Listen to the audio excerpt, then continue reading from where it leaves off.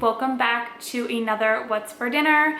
This week I have 5 super easy and delicious meals to share with you. They're all really simple to throw together for a busy weeknight. We had an absolutely crazy week, so you know I just needed to hurry up and get dinner on the table, so these are all really easy recipes. If this is your first time stopping by my channel, I just want to say welcome. My name is Caitlin. I do tons of cooking content on this channel. I do a What's for Dinner every single Sunday, lots of crock pot meals, meal prep videos, grocery hauls, all kinds of food related content. So if that is something that you are interested in, definitely make sure you hit that subscribe button, give this video a thumbs up, and let's go ahead and get started with the meals for the week. First up, I'm making this super easy chicken parmesan casserole. It's kind of a spin off of your classic chicken parmesan, but a little bit easier to put together. So I'm just starting off by boiling my noodles. I am using penne pasta for this. You could definitely use ziti. Any type of noodle would really work just fine for this. I did go ahead and salt my water, and I just cooked those until they were all the way cooked through. Once my noodles were all done cooking, I just drained them off in my strainer, and then I'm putting them right back into that same pot to mix everything together. So I'm adding in about 2 chicken breasts. They were shredded, fully cooked chicken breasts, and then I'm also adding in this jar of tomato, basil, and garlic sauce. You could also use marinara sauce, but this is just what I had on hand, so that's what I'm using. I added a little bit of water in there just to get the last little bit of that sauce out, and then I'm just mixing all of this together really well.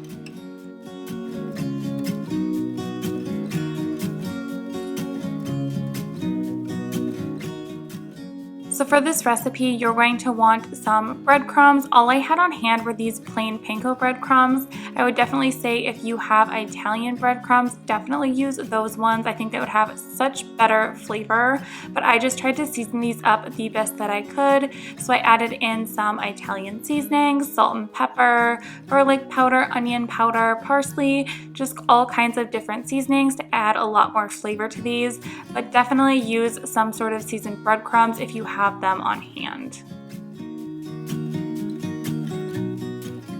I'm just spraying my 9x13 baking dish with a little bit of olive oil, and then we are ready to assemble our baked chicken parmesan. So I'm just adding in half of that noodle and chicken and sauce mixture into the bottom of my dish, putting on a little bit of Parmesan cheese as well as some mozzarella cheese, and then we're just going to be repeating this process. So I'm adding in the rest of those noodles, and I'm also going to be adding in the Parmesan cheese and the mozzarella. I did also decide to add in some basil on top, so you'll see me add that here right now, and I just did a little bit of that. I probably could have actually used a little bit less in my opinion, but I would add a little bit. It definitely added a lot of flavor, and then like I said, I am topping it with all of the cheesy goodness.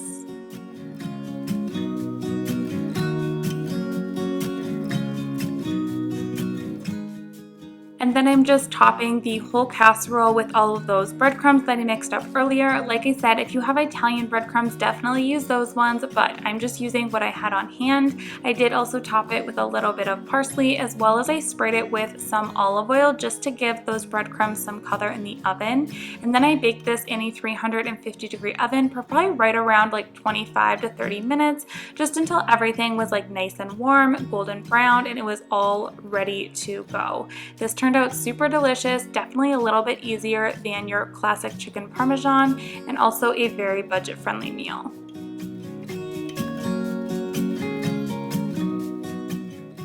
Next up, I'm making a healthier version of a chicken fried rice. It's a super easy meal to pull together, so really great for a busy weeknight. I'm just starting off by cracking 4 eggs into my bowl here. This actually was not my first step, but you will see here in a minute, I accidentally deleted part of my footage, so you missed the very beginning of this recipe, but I promise you it's super easy. I'll walk you through the whole process, and it will be very easy for you to make for your family.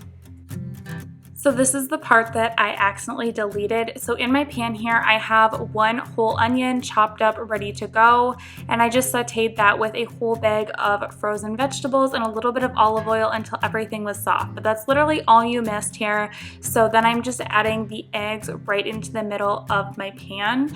So when I do this, I like to kind of make a circle in the middle, and that is where I add in my eggs and I kind of get them all scrambled up. And then as those start to cook, I incorporate more of the veggies in there. That's just how I prefer to do it. Some people like mix it all together right away, but I don't like my eggs to really get stuck to my vegetables, so that's just kind of how I keep them separate a little bit. And then once those are fully cooked, then I mix everything together. And then once my eggs and my vegetables are completely cooked through, I'm adding in a couple big scoops of minced garlic, and I'm just cooking that for like a minute or so, just until that garlic gets nice and fragrant.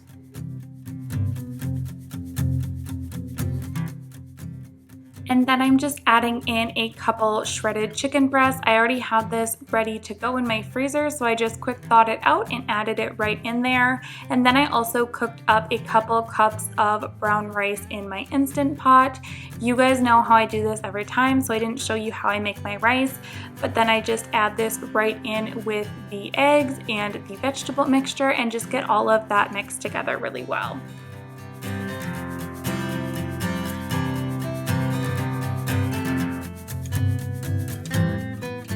All I do for seasoning for this is literally just soy sauce. I keep it super simple. I always do get the Kikkoman brand soy sauce though. I just prefer it to all the other ones that I have tried. So that's just a personal preference thing. I just think it has so much more flavor. So if you're gonna buy soy sauce, I definitely would recommend the Kikkoman brand, but you're just gonna add that in and just add it to taste. Just be careful not to add too much because obviously soy sauce is very, very potent, but this is what it comes out looking like. It's super easy to make, really honestly pretty healthy, and it also freezes really well. So a lot of times I will freeze this in like individual little baggies or portion sizes for the freezer. So when I don't feel like cooking or we need like a really easy lunch meal, this is what I will grab out of our freezer.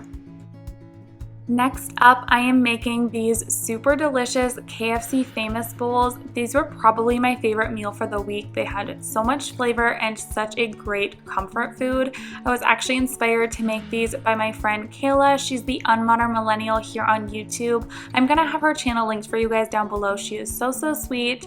You will love her videos, but she makes them a little bit different than I did on this particular night, but she definitely gave me some inspiration to try these out, and I am so glad I did because they were so good.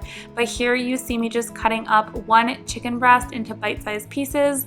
They were probably like an inch and a half sort of pieces, and I am just marinating these in some pickle juice for about half an hour, I would say, and then they were ready to go. I wanted to just keep it super simple as far as breading this goes, so I decided to just throw everything right into a little Ziploc bag and shake it up. So into this bag, I'm adding in 3/4 of a cup of flour, 3 tablespoons of cornstarch, 2 tablespoons of powdered sugar, 1.5 teaspoons of salt, 3/4 of a teaspoon of paprika, and then I'm adding a 1/4 teaspoon of black pepper, garlic powder, and onion powder. Don't worry, I know that was a lot of different ingredients, but I will have this whole recipe linked down below for you guys, so it'll be super easy for you to follow along with. And then once I have everything in the bag, I'm just getting it all shaped together so everything is well incorporated.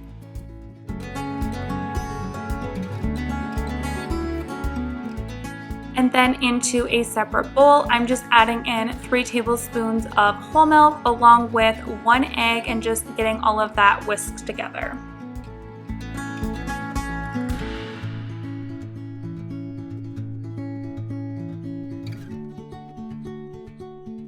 So now this is where I tried to make things just a little bit easier on myself and a little bit faster. So this is not normally how I would bread chicken, but it did work out just fine. So you could definitely try it if you want to make it a little bit easier on yourself. But I'm just taking all of the chicken that was marinating in the pickle juice, putting that into the egg wash, kind of letting it drain off a little bit before throwing it into this Ziploc bag. And then I'm just shaking all of this together. It definitely was a little bit faster to do it this way. So if if you are on a tight time schedule, you could definitely try this out and see how it works for you. And then once everything was really well coated, I just pulled out each piece and set it on the plate until it was ready to go into the air fryer.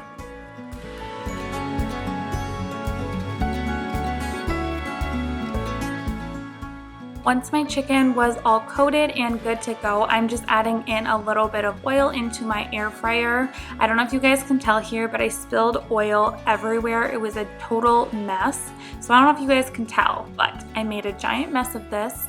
But I'm adding in a little bit of vegetable oil, and then I'm just popping those chicken pieces right into my air fryer. Now the recipe that I followed did say to spray these with some oil on top, because that will make them get nice and golden brown. I did not follow that in the recipe, and I think I should have. I think that would have made them a little bit better and just better coloring wise. So definitely spray them with a little bit of oil before you actually cook them. You're gonna cook these at 360 degrees for about like 6 minutes or so, and then you're gonna flip them over and cook them for another 6 minutes. Now you will see here when I flipped them over, I did decide to add in a little bit of oil because I could see that they weren't getting really nice and golden brown. So if you want to do these the right way, definitely add a little bit of oil from the beginning.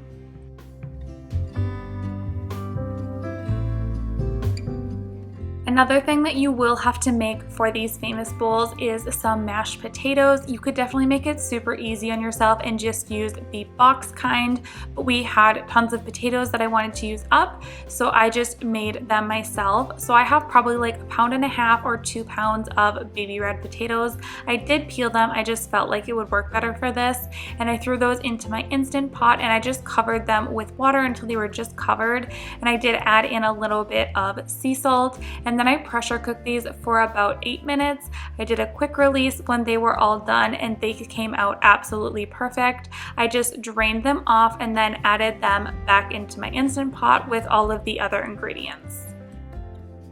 I always like to give my potatoes a really good mash before I add in the rest of my ingredients. I did make these pretty smooth. I didn't want them to be super chunky. Obviously with this recipe, I felt like it was better that they were pretty smooth, so I did mash them very well. And then for all of the other ingredients, I added in probably like 1/4 cup of sour cream, a couple tablespoons of butter in there, some salt and pepper. I did keep these pretty mild just because they were going to be served with a gravy as well. And then I just added a little bit of milk until I got the right consistency, mixed all of that together, and those mashed potatoes were good to go. And then another thing that you're going to want to have for this KFC Famous Bowl is to just make some brown gravy to go with it. I actually just use the packets to keep it super simple, so I'm just getting that ready on the stove. And then the other thing that you're going to need is a can of sweet corn or some sort of corn to go with it. And then you're just going to layer it up, so you'll do mashed potatoes on the bottom, corn, and then you'll do the gravy, chicken, and some cheese on top that I actually tossed in the microwave to get it melted. These KFC Famous Bowls were so good. Definitely recommend this recipe.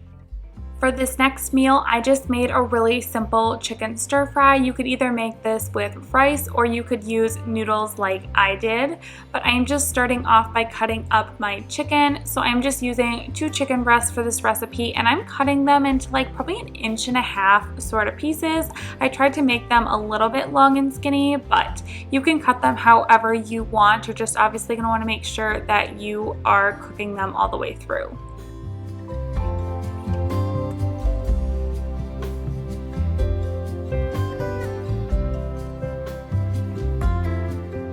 So into my pan here, I'm just heating up a little drizzle of olive oil to cook the chicken in. Once that's heated all the way, you can go ahead and dump in that chicken. And then I like to season this up with a little bit of salt, pepper, and garlic powder. I keep it super simple, and I'm just cooking all of this chicken up in the pan until it is all the way cooked through.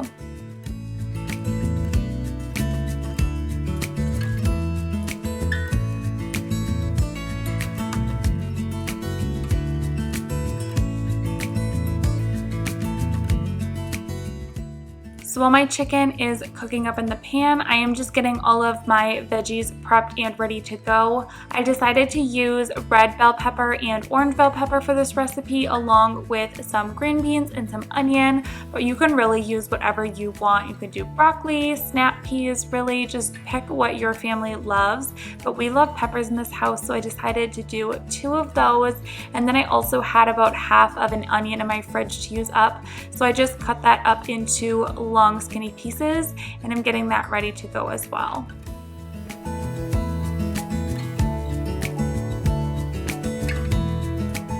Once my chicken was fully cooked through, I decided to just pull that out of the pan and set it onto a plate, and then I'm just using this same pan to cook the rest of my ingredients in. I like to keep things very simple and save on dishes when at all possible, so I wanted to use the same pan. So I did add a little bit of extra olive oil in here, and then I'm adding in all of those veggies. So I have the peppers, the onions, and then here I'm also adding in some fine green beans. They were frozen and it worked out totally fine, so you can use frozen vegetables for this recipe. Don't be afraid to try out different vegetables that your family loves, but I'm just getting all of this cooked together. And then once those veggies were just about done, I added in that chicken to just kind of let it warm up again.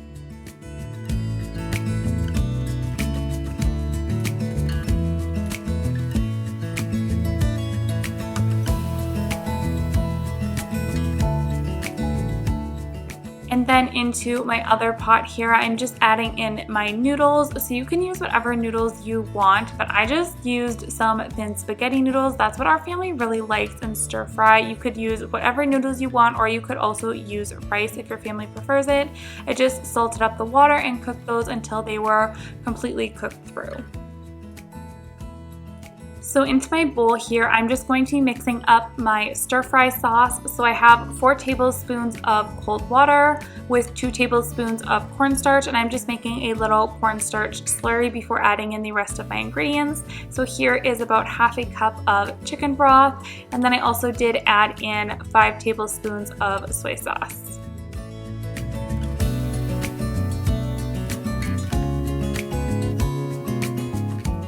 For oil, I chose to add in 1 tablespoon of sesame oil. It probably wasn't even a full tablespoon. And then I did also add in a tablespoon of olive oil. And then because my daughter was eating this, I didn't want to add the honey, so I added in just a tiny bit of sugar. I also added in about half a teaspoon of ginger, as well as a couple big scoops of minced garlic and a few crushed red pepper flakes.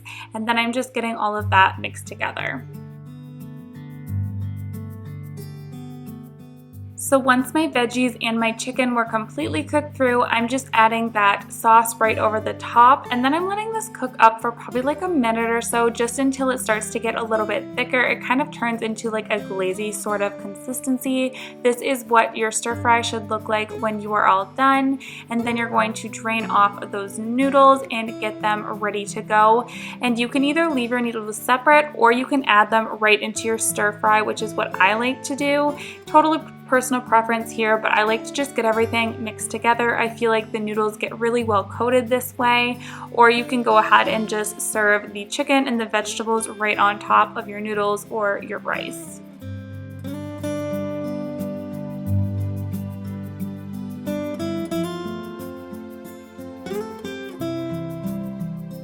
So this is what the stir fry comes out looking like. I promise you this recipe is super delicious, full of flavor, and also really easy to make. You guys are going to love this one. For this next meal, I'm actually going to be making just some sausage with some oven-baked fries. So I'm obviously not going to show you the sausage because that's pretty self-explanatory, but I will show you how I make these super delicious oven-baked fries. They're a much healthier alternative to your classic fried French fry. So if you like fries, definitely try this recipe out. I've been making them this way for years now. It's just really easy, so we make them pretty frequently. So I'm just taking some russet potatoes. I do like to get get the ones that are kind of long and skinny. I a lot of times will hand pick these ones out instead of buying like the bags. I just find that I get better potatoes this way, and they're nice and long and skinny for fries. So I'm just throwing all of those into my bowl here. You can see they're nice long skinny pieces, and then I am adding in a little drizzle of olive oil. And for seasonings, I keep it super simple. I just add quite a bit of black pepper. I add a little bit of garlic powder in there, and then I also like to add in either regular salt or sea salt, and then you're just going to toss all of that together. This is just going to be to taste. Of course, you can add other seasonings if you'd like, but I like to keep ours super simple, and they're really good this way.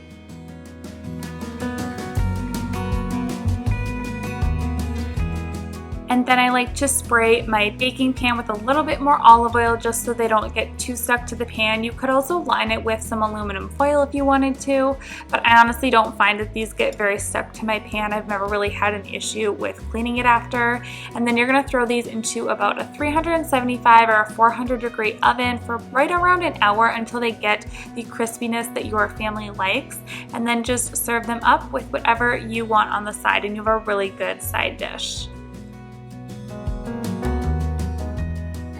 Alright guys, that is going to wrap up this week's What's for Dinner. I really hope that you enjoyed it and that it gave you some meal ideas and inspiration for your week.